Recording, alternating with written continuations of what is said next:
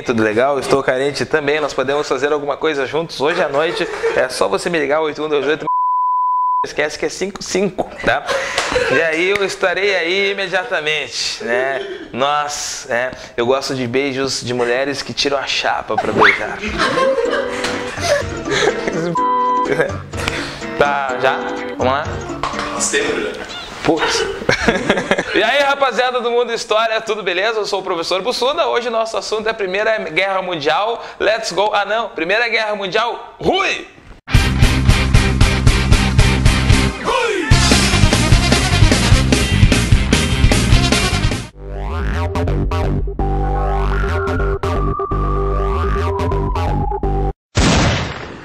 Muito bem, gente, nós estamos falando hoje da filha do imperialismo. A Primeira Guerra Mundial é conhecida assim, a filha do imperialismo. Ela é consequência de toda aquela expansão capitalista louca do século XIX. A Inglaterra, a França, outros países da Europa Ocidental, mais tarde a Alemanha, Estados Unidos, eles começam a se expandir e começam a buscar mercados e começam a pegar regiões do mundo para si dentro desse fenômeno do imperialismo. Aí 90% da África ou mais foi ocupada, mais de 50% da Ásia, e os caras começam a realmente dividir o mundo entre si. E depois disso, da partida do mundo, através da corrida imperialista, o que vai acontecer? Um choque entre as grandes potências que buscavam aí cada vez mais mercados dentro da consolidação do capitalismo que acontecia no século XIX e prosseguiu até o século XX.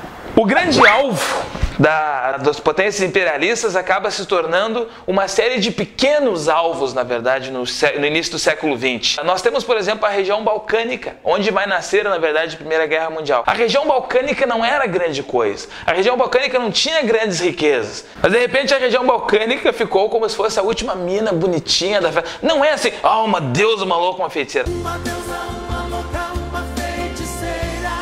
Ela é uma região que muitos têm interesse. É aquela mina passou um botãozinho, tá bonitinha, os caras já estão bêbados.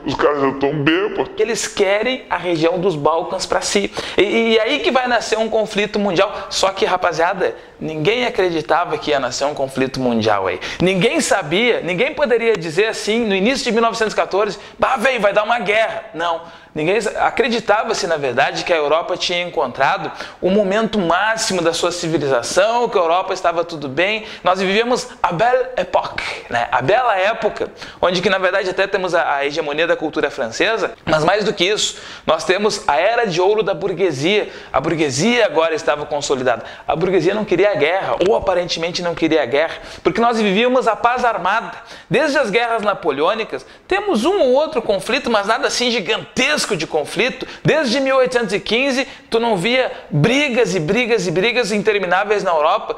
Tá, teve a Guerra Franco-Prussiana, teve algum conflito aqui e ali, mas 1815 a 1914 é a época da paz armada. Estão em paz. Porém, observe, estão se armando, porque estava acontecendo a corrida imperialista. Estava ocupando a África, estava ocupando a Ásia, e aí no meio dessa corrida imperialista também temos uma corrida armamentista. Sim, o perigo realmente era, as potências europeias estão em paz, mas estão cheias de rivalidades e estão se armando. Essas potências que estão se armando, no início do século XX, elas têm um problema. Elas começam a ter algumas rivalidades, tipo rivalidades econômicas. A Alemanha crescia demais e a Alemanha ameaçava a Inglaterra, porque a Inglaterra, a grande nação europeia, se sentia ameaçada pelos alemães. Nós temos que nos preocupar com os alemães, né? Os alemães tomavam mercados dos ingleses, os alemães ameaçavam a indústria inglesa porque crescia demais a Alemanha. Começamos a ter também alguns nacionalismos que nos são interessantes. Por exemplo, nós temos o revanchismo francês. A França odeia a Alemanha. Por que a França odeia a Alemanha? A Alemanha, quando se unificou em 1871, ela foi lá e pegou um pedacinho da França para si, a Alsácia-Lorena.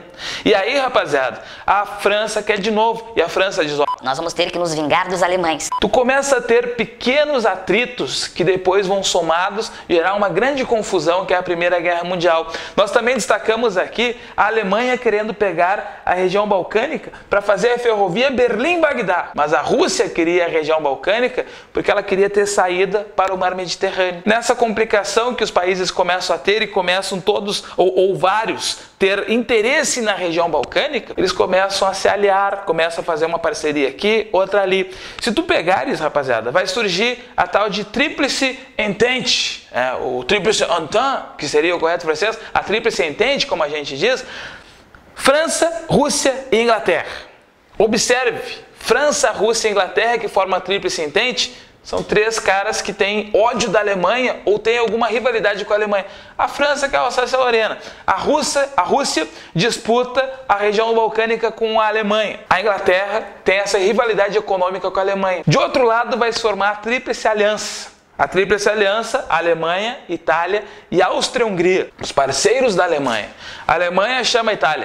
Pô, nós somos países jovens, recém-unificados, vocês se unificaram em 1870, nós 71, temos muitos interesses em comum, vamos fazer uma parceria? Fizeram uma parceria. A Alemanha chama a Áustria. Não, Áustria, nós somos todos alemães, foi um acidente de percurso, foi um acidente de geografia, nós deveríamos ter sido um único país, mas acabamos nos separando, mas somos todos alemães, vamos fazer uma parceria.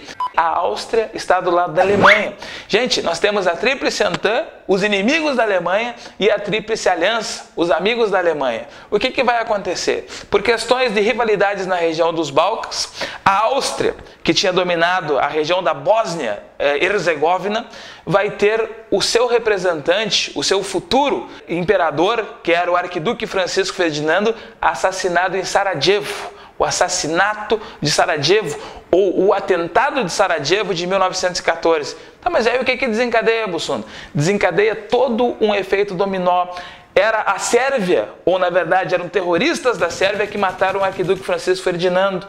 A Áustria invadiu a Sérvia. A Rússia defendia a Sérvia. A Alemanha entrou em atrito com a Rússia. A Alemanha, que sabia que a França podia invadir a Alemanha a qualquer momento, tentou pegar a França de surpresa, e o general Schlieffen, que tinha um plano chamado Plano Schlieffen, ele resolveu, ao mesmo tempo que invadir a Rússia, invadir a França de surpresa. E aí invadiu pela Bélgica para pegar de surpresa, a Inglaterra não gostou e eles estão em guerra. É um efeito dominó desgraçado, mas a guerra mundial, e aí tu tem que se ligar, de repente os caras não vão estar te perguntando numa prova de um vestibular, de um Enem, como que aconteceu exatamente, tu tem que te ligar no contexto prévio. Rivalidades imperialistas, nacionalismos, disputas econômicas, corrida armamentista, e aí um fato, a morte, o assassinato de arquiduque Francisco Ferdinando, que desencadeia a Primeira Guerra Mundial.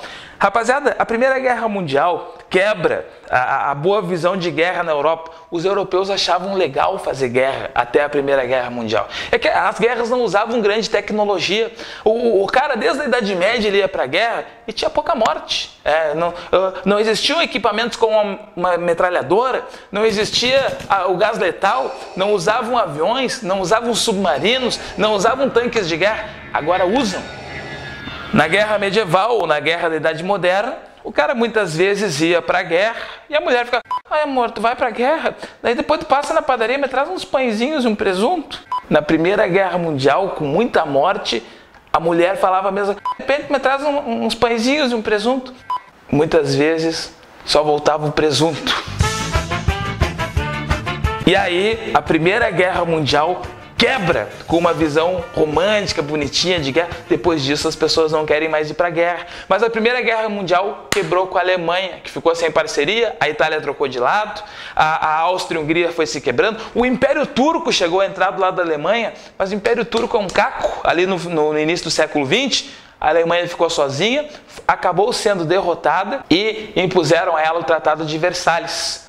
A Alemanha perdeu todas as suas colônias além-mar, perdeu territórios, teve que pagar uma pesada indenização de guerra, a Alemanha não podia ter um exército significativo, a Alemanha não podia ter indústria de armas, teve que entregar toda a sua marinha para os inimigos, a Alemanha ficou arrasada. O Tratado de Versalhes de 1919, a humilhação da Alemanha. E aí vai ter que aparecer um Hitler da vida para tentar ressuscitar a Alemanha, mas ele vem com o revanchismo, vem com a preparação de uma nova guerra mundial que vai nascer em 1939. Na verdade, rapaziada, a Primeira Guerra Mundial não foi bem resolvida e a Segunda Guerra Mundial é, na verdade, a segunda parte, o segundo round da Primeira Guerra Mundial. Era isso aí, por enquanto, um abraço, tchau, valeu, é isso aí, tchau, valeu.